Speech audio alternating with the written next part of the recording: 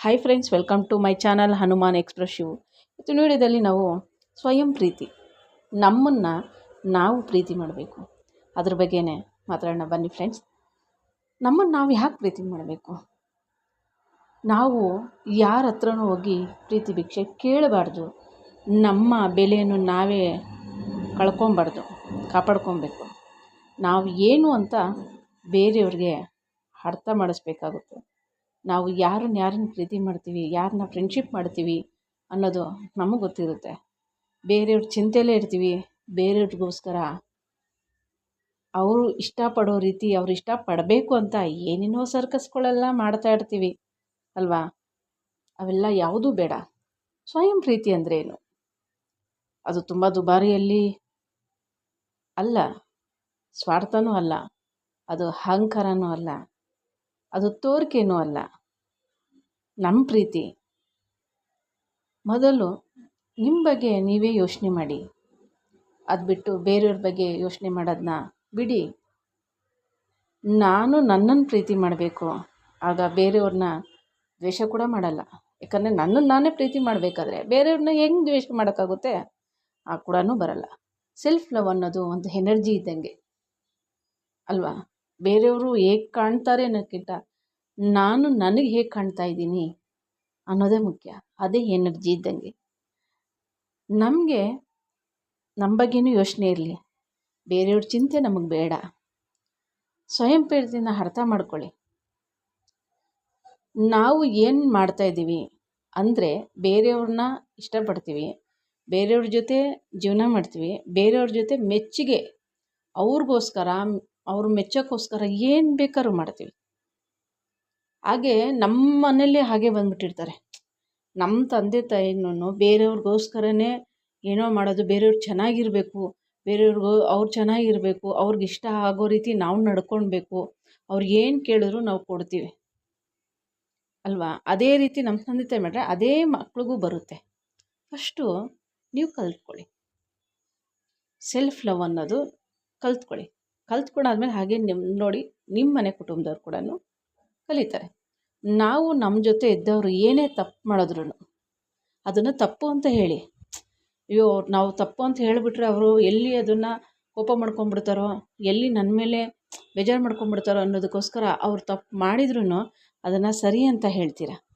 ಅದು ಯಾವತ್ತಾರು ಒಂದಿನ ನಿಮಗೆ ತೊಂದರೆ ಆದಾಗ ನಾನು ಅವತ್ತೇ ಒಂದಿನ ತಪ್ಪು ನೀನು ಮಾಡಿದ್ದು ಅಂತ ಹೇಳ್ಬಿಟ್ಟಿದ್ದಿದ್ರೆ ಇವತ್ತು ಈ ನೋವು ನನಗೆ ಬರ್ತಾ ಇರಲಿಲ್ಲ ಅಂತ ಅನಿಸುತ್ತೆ. ಫಸ್ಟು ನಿಮ್ಮದು ನೀವು ನೋಡಿ.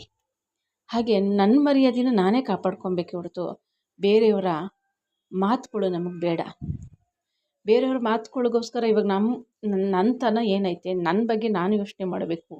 ಅದು ಬಿಟ್ಟು ಯಾರೋ ಒಬ್ಬರು ಮಾತಾಡ್ತಾ ಇದ್ದಾರೆ ಅನ್ನೋದಕ್ಕೋಸ್ಕರ ಬೇರೆಯವ್ರ ವಿಚಾರ, ಬೇರೆಯವ್ರ ಕುಟುಂಬದ ವಿಚಾರ, ಬೇರೆಯವರ ವೈಯಕ್ತಿಕ ವಿಚಾರಗಳನ್ನ ನಾವು ಅಲ್ಲಿ ಚರ್ಚೆ ಮಾಡ್ತೀವಿ. ಬೇಡ ಅದು. ನಿನ್ನ ಬಗ್ಗೆ ನೀನು ಯೋಚನೆ ಮಾಡು, ನಿನ್ನ ಬಗ್ಗೆ ನೀನು ಚಿಂತೆ ಮಾಡು, ನಿನ್ನ ಬಗ್ಗೆ ನಿನ್ನನ್ನು ನೀನು ಪ್ರೀತಿಸು. ಬೇರೆಯವರ ಚಿಂತೆ ನಿನಗೆ ಬೇಡ. ನಮ್ಮಿಂದ ಯಾರಾದರೂ ದೂರ ಆಗಿದ್ದರೆ, ದೂರ ಹೋಗ್ತಾಯಿದ್ರೆ ಹೋಗಲಿ ಬಿಡಿ. ಅವರು ನಮ್ಮ ಹತ್ರ ಇರೋದು ಬೇಡ. ಅವರೇ ದೂರ ಹೋಗ್ತಾ ಇದ್ದಾರೆ ಅಂದರೆ ಹೋಗಲಿ. ಈಗ ಮನೇಲಿ ಒಂದು ತರಕಾರಿನೋ ಹಣ್ಣೋ ಏನೋ ಒಂದು ತರ್ತೀವಿ, ಒಂದು ವಾರ ಇರುತ್ತೆ ಅಂತ ಗ್ಯಾರಂಟಿಯಿಂದ ನಾವೇನೋ ತರ್ತೀವಿ. ಆದರೆ ಒಂದು ವಾರಕ್ಕೆ ಮುಂಚೆನೇ ಅದು ಹೊಳ್ತೋಗಿರುತ್ತೆ. ಇಟ್ಕೊಳ್ಳೋಕ್ಕಾಗುತ್ತಾ? ಇಲ್ಲ. ನಾವು ಅದಕ್ಕೇನು ಮಾಡ್ತೀವಿ ಅಂದರೆ ಹೊರಗಡೆ ಹಾಕ್ತೀವಿ, ಎಕ್ಸ್ಪೈರಿ ಆಗೋಯ್ತು. ಹಾಗೆ ನಮ್ಮಿಂದ ಯಾರು ದೂರ ಹೋಗ್ತಾರೋ ಹೋಗಲಿ, ಬಿಟ್ಬಿಡಿ.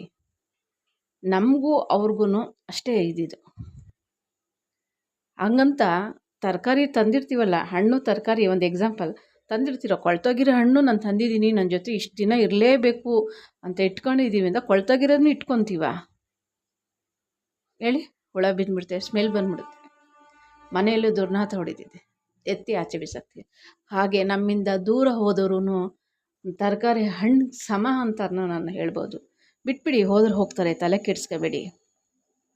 ಹಾಗೆ ನಮಗೆ ಏನು ಅನಿಸುತ್ತೋ ಅದನ್ನು ಮಾಡಿ. ಒಳ್ಳೆತನ ಯೋಚನೆ ಮಾಡಿ, ಒಳ್ಳೆಯದನ್ನ ಯೋಚನೆ ಮಾಡಿ, ನನಗೆ ನಾನು ಏನು ಮಾಡಬೇಕು ಅನ್ನೋದು ಯೋಚನೆ ಮಾಡಿ. ಹಾಗೆ ನಮ್ಮ ಮನಸ್ಸು ಹೇಳುತ್ತೆ ಅದು ಬೇಕು ಅಂತ, ಮೈಂಡ್ ಹೇಳುತ್ತೆ ನನಗೆ ಬೇಡ ಅಂತ. ಎರಡೂ ಕನೆಕ್ಟ್ ಆಗೋ ರೀತಿ ಯೋಚನೆ ಮಾಡಿ.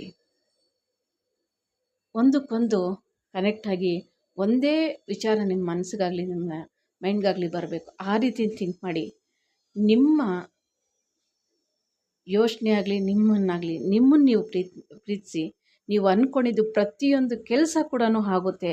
ಅದು ಬಿಟ್ಬಿಟ್ಟು ನನಗೇನಾದರೂ ಕೆಟ್ಟದಾದರೂ ಪರವಾಗಿಲ್ಲ, ನಾನು ಹಾಳಾದರೂ ಪರವಾಗಿಲ್ಲ, ಫಸ್ಟು ನನ್ನ ಜೊತೇಲಿ ಇರೋರು ಚೆನ್ನಾಗಿರಬೇಕು, ಅವ್ರಿಗೆ ಒಳ್ಳೇದಾಗಬೇಕು, ಅವ್ರಿಗೆ ಬೆಳೆಸ್ತಾರೆ, ಅವ್ರು ಒಳ್ಳೇದಾಗ್ತಾ ಇರ್ತಾರೆ, ನೀನು ಕುಸ್ತು ಬಿದ್ದೋಗ್ತೀಯ. ಬೇಡ, ಇದು ಈ ಥರ ಕೆಲಸನೇ ಬೇಡ. ನಿಮಗೆ ನೀವು ಇಷ್ಟಪಡಿ, ಆಯಿತಾ? ಯೋಚನೆ ಮಾಡಿ ಯಾರನ್ನ ಇನ್ನೊಂದು ಹೇಳ್ತೀನಿ ನೋಡಿ, ಯಾರನ್ನ ಏನೇ ತಪ್ಪು ಮಾಡಿದ್ರು ಆದಷ್ಟು ಕ್ಷಮಿಸ್ಬಿಡಿ. ಅಲ್ಲೇ ಅವ್ರನ್ನ ಕ್ಷಮಿಸ್ಬಿಟ್ಬಿಡಿ. ಮಾಡಿಬಿಟ್ರು ಅಂತ ದ್ವೇಷನೂ ಬೇಡ ನಮಗೆ.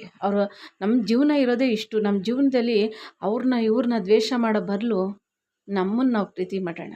ನಮಗೇನು ಅಗತ್ಯ ಇದೋ ಅದನ್ನು ನಾವು ಸಂಪಾದನೆ ಮಾಡೋಣ.